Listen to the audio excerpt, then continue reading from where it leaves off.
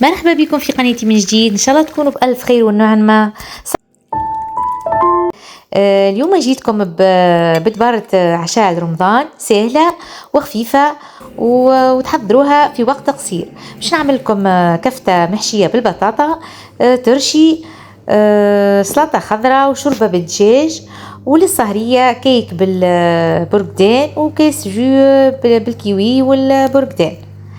اول ما باش نبدا باش نعملوا الشوربه نتاع الدجاج سهله برشا. باش نصبوا كالعاده شطر كاستي زيت زيتونه ونرميو طريفين. انا باش نرمي طرفين الدجاج باش جوست معناها تفويحه برا وطريف جلبانه، ونقص شويه بصل اخضر على بعضه الكل باش نرمي، وشويه وكعبتين طماطم كعب مقشرين، شويه ملح، شويه فلفل اكحل، وشويه كركم، وشويه معناتها شويه هكا مع طماطم معجونه وجوست نمرق. هي باش تجي هذه خفيفه دونك ما فيهاش برشا طماطم معجونه، شويه جوست ونمرق ونخليها تغلي. بعد ما كملت طاب الدجاج باش نحي هذوكم الطرفين كيما تحبوا. بعد الطرفين هذوكم انا باش نقليهم بشويه زيت وناكلوه معناتها ناكلوهم على العشاء. واذا كان تحبوا جوست تنحيهم معناها تنحيوا الدجاج نتاعهم وترميوها في وسط الشوربه باش تبدا صحفه الشوربه تبدا معها الدجاج. وتعمل بعد صب الشوربه على 4 مثلا اشخاص، صب 4 مغارف كبار شوربه شعر اوكا. شفتوا كيفاش معناها خفيفه وجاريه. من بعد باش نعمل الحشوه نتاع الكفته المحشيه، كعبتين بطاطا باش نسمطهم، ومن بعد باش نزيدهم شويه معدنوس وبصل مقطعين، قطعت شويه معدنوس وبصل، ونرفس البطاطا نرفسها معناتها هي سخونه ديجا باش يذبال المعدنوس والبصل، ونزيد شويه ملح وشويه فلفل اكحل، ديما هذاك لفاح ملح فلفل اكحل وكركم. وانا عندي شويه مفروم نتاع ستيك، عندي ستيك فرمهولي معناها اللي نتاع المزرعه، فرمته وزدت زاد شويه بصل. وهذه الستيك تجمو تعملوا لحم مفروم، انا عملته ستيك مرحي، شويه بصل وشويه ملح وشويه فلفل اكحل جيست وتخلطوه. وبعد هكا يديك بشويه زيت ونحلوا معناها اللحم المفروم هذاك نرميوه على في يدينا شويه هكايا نحلوه باش نرميو الحشوه نتاع البطاطا في وسطه هكا بشويه بشويه. راهي سهله العمليه معناتها جيست هكا تلم معناها اللحم المفروم الستيك المفروم تلمه على البطاطا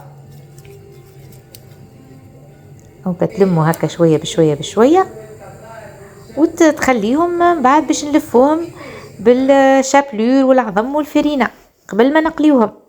دونك عندي كعبه بيض باش نزيدها شويه حليب، ومن بعد باش نفوحها شويه ملح وفلفل. راهو ديما شويه تفويح، ما تفوحوش برشا باش ما تجيش الحاجه مالحه. انا دوباش هكايا معناها نفوح هكا شويه شويه. ومن بعد باش نشد كعبات الكفته نتاعي باش نرميهم كيما في الفرينه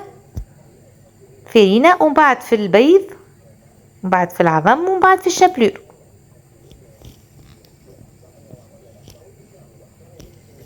اوكا يا بنات، عاد ما تنسونيش عاد في الجيم على خاطر هي دعمكم للقناه، الجيم والاشتراك كان عجبكم الفيديو والكومنتير المزيان اللي عودتوني بيه. وربي ان شاء الله يحييكم ربي لمثاله، وان شاء الله ربي يبارك لكم في الجيم تاعكم وفي الاشتراك، وربي يعطيكم ما تتمنوا. اوكا الكل كعبات الكفته الكل باش نلفوهم.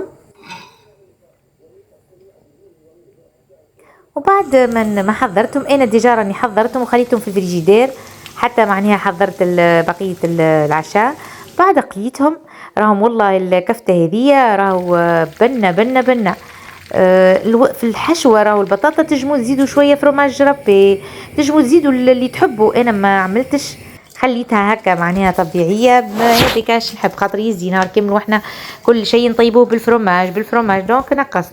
عملت سلطه خضراء بالليتو وطماطم وبصل او كالليتو وشويه بصل وعملت شويه بسباس زيادة.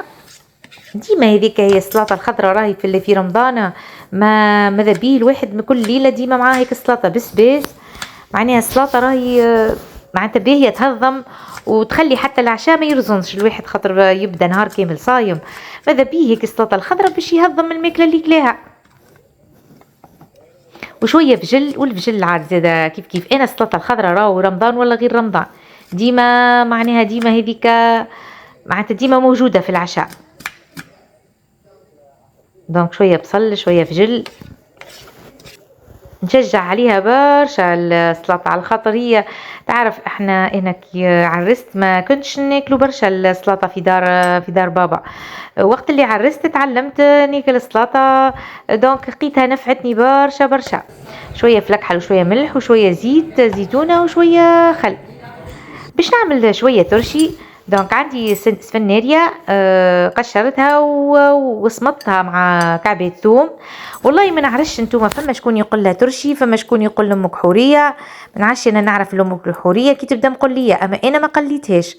دونك عملت السفناريا صمتها وبعد معناها بعد هكا بزوز فراشط جيست معناتها هكايا من غير رحيان جيست هكا بالفرشيطه وبرا، ومن بعد باش نفوحها بشويه ملح وشويه تابل وكرويه وشويه هروس وبالزيت الزيتونه.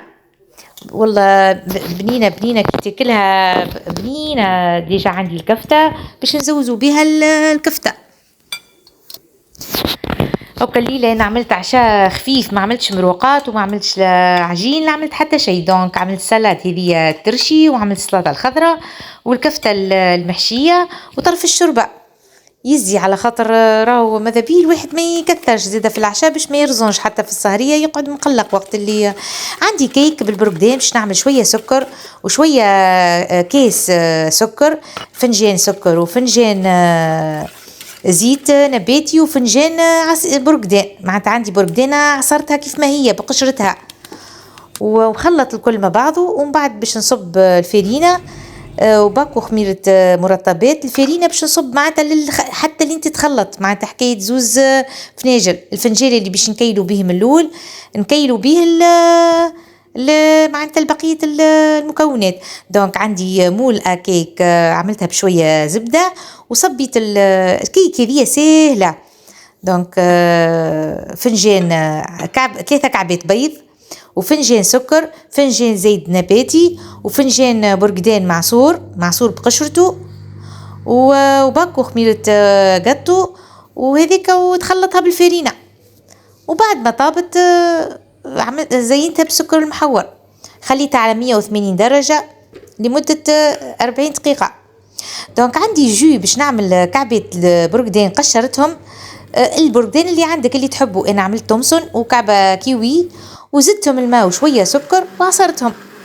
البرقدان جيست معناتها تنحي القشره وكهو اي نوع كان، تحب برقدان حلو تحب برقدان قارص تحب برقدان تومسون. انا تعمل تومسون باش ما يجيش الجو قارص.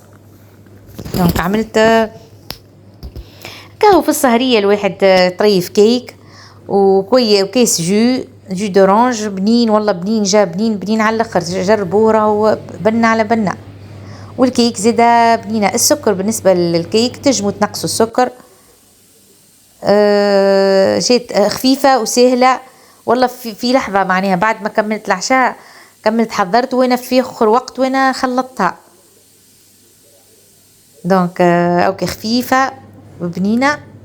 هذه كان دبرة العشاء والسهرية لليوم. ان شاء الله تكون عجبتكم وان شاء الله نكون خفيفة الظل عليكم. هذه العشاء في الاخر صورته لكم. السلطه زينتها بالزيتون. عندي ديجا مكعبات الدقله بالبرد وكاكاوات، الشوربه نتاع الدجاج، هذه الكفته المحشيه بعد ما قليتها، الترشي والله جا بنين خفيف. وهذوكم طرفين الدجاج خليتهم باش نزوزو بهم وكاهو، ما قصيتهمش في وسط الشوربه.